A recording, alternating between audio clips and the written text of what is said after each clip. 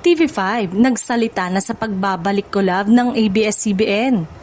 Isang malaking balita ang ibinahagi ng TV5 matapos kumpirmahin ni TV5 President and CEO Guido Zaballero na mapapanood na rin sa kapatid network ang bagong proyekto ni Coco Martin na Sigabo.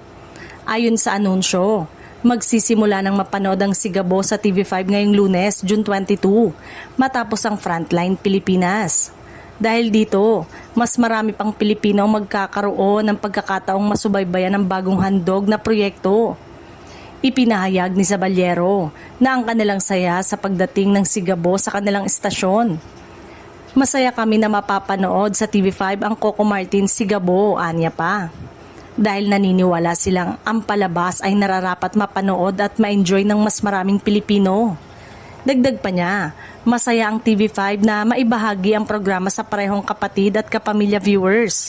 Para sa kanila, ang isang magandang palabas ay hindi dapat limitado lamang sa isang grupo ng manonood kundi dapat maabot ng mas malawak na audience. Dahil sa anunsyong ito, naging usap-usapan ang pagsasama ng dalawang malaking network upang mas mapalapit sa publiko ang mga dekalidad na programa. Marami rin ang natuwa dahil mas marami pang tahanan ang makakasaksi sa bagong proyekto ni Coco Martin.